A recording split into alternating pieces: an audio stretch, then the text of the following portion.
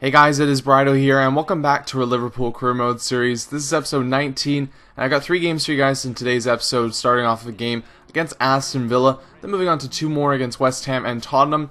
Sorry for the wait, this episode did take a little bit to get up. I was under the weather, I just didn't, feel up to, editing and whatnot. I tried to give it a couple shots, just couldn't do it, so I waited until I felt better. Now I'm back to pretty much 100%, and we're back for more Liverpool career for you guys. So we're going to start off this episode with a game against Aston Villa, like I said, and this one was at Villa Park, so away from home. We've been struggling a little bit to get some consistency into our game.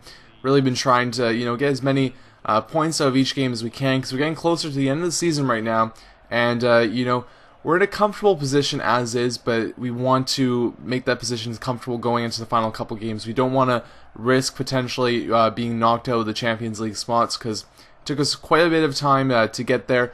We started off the season not the best way overall, and for our injuries and whatnot, it took us longer and to get into those positions. Finally, I think around the January mark or so, we finally were able to get up to there. So right now we're just trying to hold on, obviously, and this is the worst start to the game that we could potentially have, really. It was just a really weak cross into the box. We thought that it was going to, fall to us, but it actually fell to Benteke, and he was able to kind of just put that one away, a pass to Leno there. It was one of those situations where I was thinking as the defender that, okay, I got the positioning here, everything's all good, we're going to be able to hold this player off, and we're going to be able to just calmly get the ball out, instead of just frantically trying to get the ball out. I let it, fall to Benteke, and he gets the goal there. And, only a couple minutes later, Bent gets his own goal, so it's 2-0 for Aston Villa at this point. And our game away from home is going sour quite quickly in this one. One of the things you guys have been recommending is potentially switching up the formation. One of the ones I've been talking about doing is 4-2-3-1. I do not want to pull that off till at least next season, just because I don't think we have the proper pieces to do that. And if we do decide to make that decision, it'll be something that we make knowing that we've picked up a couple players in the offseason to kind of, make that type of setup the right setup for us. So what I've been considering, though, after this game especially, is I'm going to be moving one midfielder into the defending midfielder, holding midfielder section of the field. The reason for this essentially is just because I feel like it'd be a little bit better for myself in the way I play. I usually actually do have a holding midfielder when I play. This is one of the few teams that I've actually haven't had a holding midfielder. I think it might, add a little bit to our defensive game, and hopefully, just control the middle of the field a little bit more. I think one of the problems I've had, especially, it's kind of funny. I'm not a tempered person, but there is points when I do play, sports games and whatnot, and even games in general, where maybe things aren't going exactly my way, and I'm having a bad start to a game or a bad start overall, and I try and compensate for that by doing too much. And this can be attributed to a lot of things. I think I kind of touched on a little bit before. Whenever I've really controlled the play early on in the game, I really settle down. I play a great possession game, and everything goes quite well.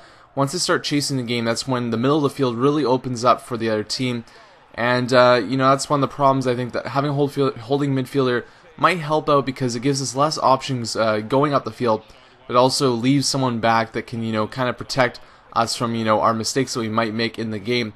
So now at the 73rd minute, you can see this game is pretty much over at this point. We're down 3-0. We gave away the penalty there.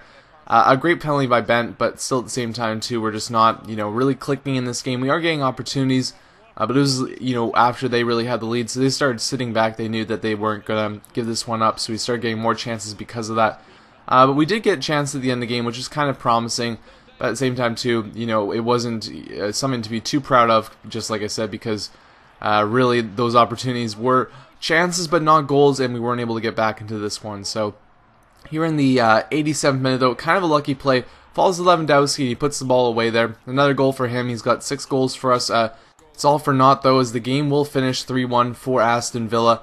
A little bit unfortunate, we just let up that early goal, and it led to, them kind of controlling the play early on. We did start controlling the play more later in the game, but it really didn't make that much of a difference, because we were not critical of our chances. It's a little bit disappointing as well, because we talked about the fact that we built ourselves up to get to this position. We had a really tough beginning of the season, and now it's kind of, we're having the downfall later in the season.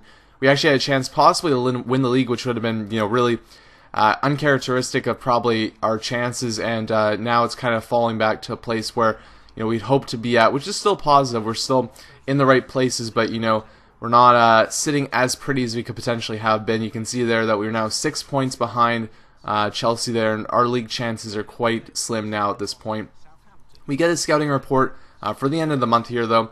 And the first scouting report was actually quite weak. We kept a couple of those players just to see, maybe if they got a little bit better. And we let them go after this one because it just showed that they were really not the type of players that we probably have at Liverpool.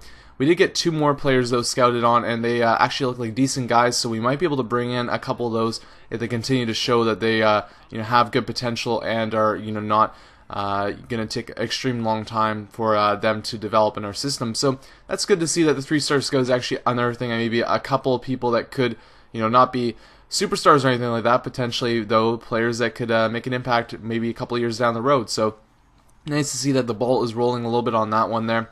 Also, like I said, you can see that we switched the formation for this game to a holding midfielder, and for that one, we're going to probably use Nuri Sahin. Sometimes I know you guys say that he's a great offensive player, but he's really a great passer.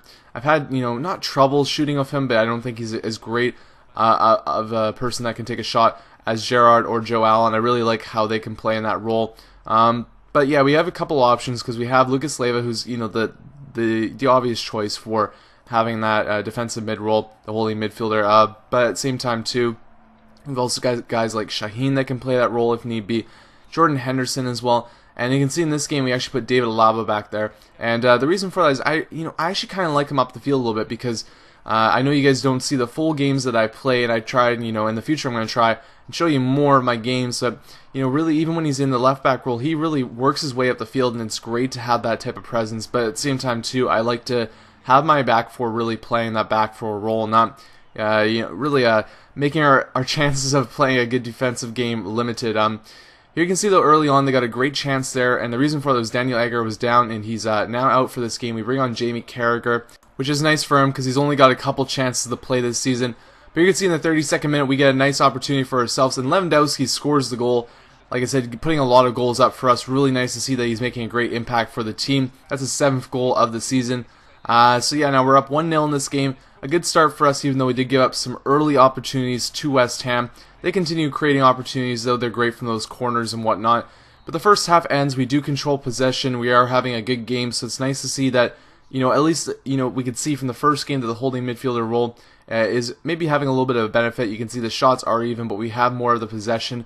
And it really seemed like, just from a personal perspective, that, having that player that was a little bit farther back, like I said, kind of helped us, control play, and also gave them less room to work from the midfield, because they really haven't come from the wings that much. I usually shut down the wings quite well, but the problem is that they, open up the I open up the midfield way too much, and then, they're able to work from there, and then I kind of come in to compensate for that, and what that leads to is, opportunities for them coming out wide, or they just get the opportunity down the middle. So having that extra player back seems to be a benefit.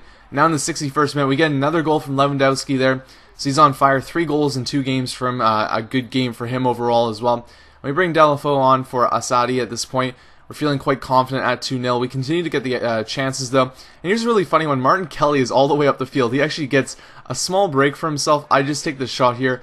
I'm not sure if that was his wrong foot, but he's usually not too used to shooting shots like that, so that one goes quite wide. But I thought I'd still share that because it was kind of funny. I was like, hey, yeah, I got a break here. And it's like, wait, that's Martin Kelly. Why? What's he doing there? And yeah, that didn't result into anything. There, Sacco got an opportunity actually to score one there for himself, and kind of interesting for him as well. That one, almost went off a bouncing play, but Jaskalainen is able to hold that one out. And in his 82nd minute, we get another opportunity here. Suarez with the chance to volley, but just puts that one wide. So plenty of chances to finish off this game, and we do win the game 2-0. So nice result for us as we get a win here, and that's 3 points for us as well. And you see Lewandowski was the start of the game. So good game for him and a good game for the team overall. We did control possession. We got most of the shots. You could see that they actually didn't even get a shot on net in the second half, so we really brought the game to them. The only downside of this whole game was the fact that Daniel Agger is now out for 3 weeks, which isn't the worst thing in the world. You can look at it as a positive in some ways because he really is our top center back, and I think that giving him maybe 3 weeks off to heal his injury is gonna give some time to Skirtle, Sacco, and Cortez to get a little bit more action than normally they would be expecting at this point, and it's good to keep the morale up for everybody, obviously. But we move into this game, though, against Tottenham. It's the last game of this episode, and a quite important one for us as well. We get the 3 points against West Ham, but we're still sitting, kind of around third to fourth. There's I think Manchester United has played one less game, and Arsenal has played one more game than us, so the table is a little bit iffy at this point. But still, the threat of us moving out of the Champions League spots is not gone, especially with that loss against Aston Villa. Dropping 3 points in this episode already is not helping our cause.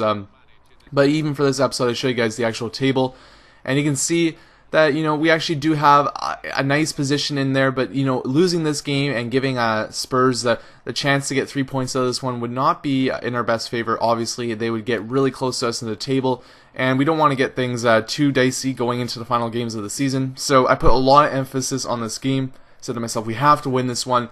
If we're going to win anything, this is going to really put Spurs to bed if they're going to have any chance of making it into the top four. And this is also going to be pretty good for us, because then, if they are now, I think, I'm not going to look back at it at this moment, but I think they're like 4 or 5 points back from us. If we win this game, they're, quite far away from us. There's really no chance of them catching up to us unless we have a complete failure at the end of the season.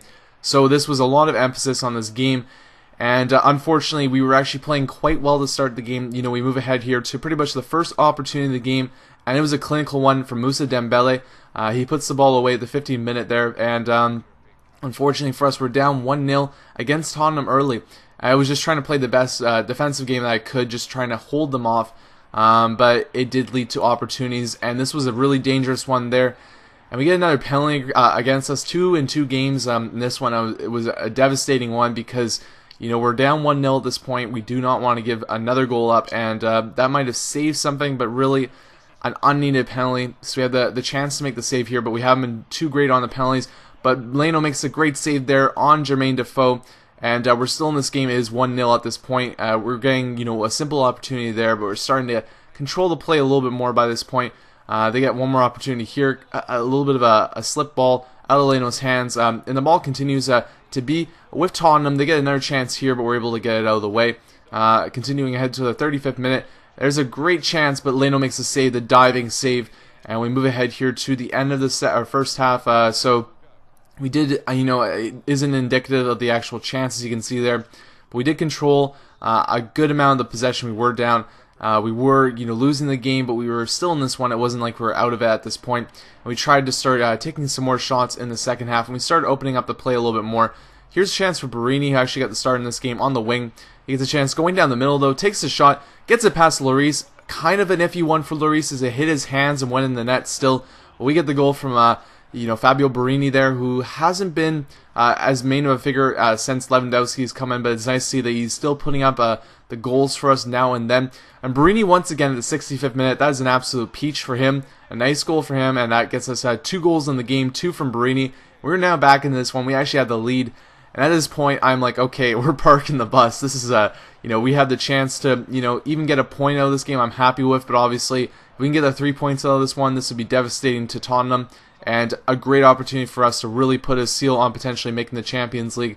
But they start getting plenty of opportunities, obviously, because whenever you start sitting back, you are controlling a better defensive game on yourself, but you're also giving them more opportunities to have chances.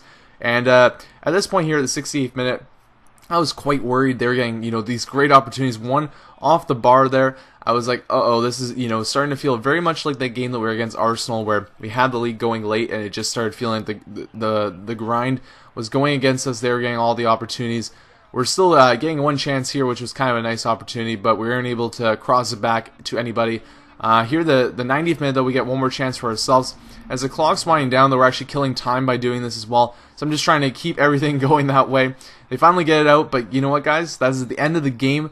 So we get the win here. We get the 3 points, and like I said, a very crucial 3 points for us, because that moves us up to, I believe, second place in the standings. We'll see the standings in just a second, but also deals a real big blow to Spurs at this point, who, they have been playing great all season. They've been a real tough team for us to face. We've actually beaten them each time that we faced them, but at the same time, too, very crucial, because they're now sitting about 8 points back from us on the table. So we pretty much sealed our spot as staying out of the bottom 5. There is still Manchester City. They can still make a push against us, but at least we've moved ourselves as best we could out of those areas. And I'll leave this with you guys. This is the standings for the end of this episode. I hope you guys enjoyed this one. There will be another one coming up soon. I'm going to be back to my normal posting ways. Thanks, guys, for watching, and hope you enjoyed. Aston Villa with 50 points. Bottom of the table, Southampton with 16 points. And then reading up the table, second bottom, Norwich City with 17 points, but only behind on goal difference. Third bottom, West Bromwich Albion with 17 points. Fourth bottom, Reading with 19 points. Fifth bottom, Stoke City with 28 points.